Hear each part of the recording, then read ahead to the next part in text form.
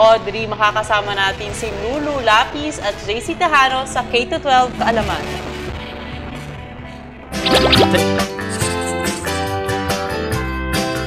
Kumusta mga boss? Ako si JC at muli kami nagbabalik ng pinakamatalik kong kaibigan sa school na si Lulu. Ako si Lulu. Mas pasisiglahin namin ni Lulu ang umaga ninyo sa hatid naming kaalaman tungkol sa K-12 na bahagi ng Philippine Development Plan o PDP.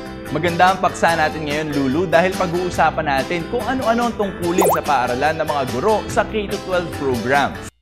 Natin ang kwentuhan, JC. Alam mo ba, Lulu, napakalaki ng ginagampanan ng mga guro sa paaralan. Tungkulin niya kasing maintindihan na mabuti ang kahalagahan ng K-12 program. Gayun din ang maipaliwanag at maipaintindi ito sa mga mag-aaral, lalong-lalo na sa mga magulang.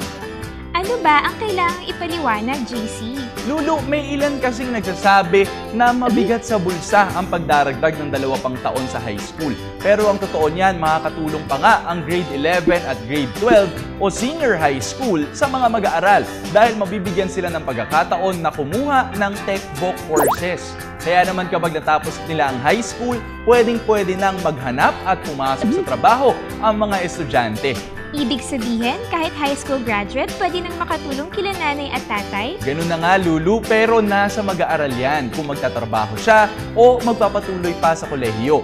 Ang mga ganitong uri ng impormasyon tungkol sa K-12 ang dapat maibahagi ng guro sa mga estudyante at magulang.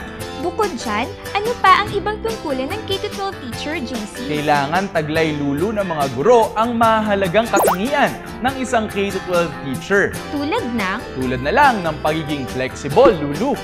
Sa paaralan kasi, may iba't ibang kwento ay ang mga estudyante. Ang iba sa kanila ay gifted, habang may ilan na iba naman ang nakagis ng wika, kultura at relihiyon. At ang iba naman ay may kapansanan. Ang pagiging flexible ay makakatulong upang matiyak na kahit ano pa ang kondisyon, sitwasyon at kalagayan ng mag-aaral, kayang-kaya pa rin silang turuan ni teacher. Samantala, isa pang tungkulin ni teacher ay pagsali sa mga K-12 orientations and trainings para matiyak na hindi siya nahuhuli sa mga bagong impormasyon tungkol sa programang isinusulong ng ating pamahalaan para sa edukasyon. Hindi pala biro ang maging guro, JC. Dapat may puso kang magsilbi sa pag-asa ng ating bayan, ang mga kabataan. Tama ka, Lulu. Kaya naman hindi ako magsasawang pasalamatan ang lahat ng aking mga naging guro para sa lahat ng mga mabubuting bagay at asal na itinuro nila sa akin. Mabuhay po kayo, Ma'am Sir! Samantala, para balikan ang aming past episodes, bisitahin lang ang aming YouTube channel. Ako si Lulu. At ako naman si JC Tejano para sa K-12 Kaalaman. Paalam!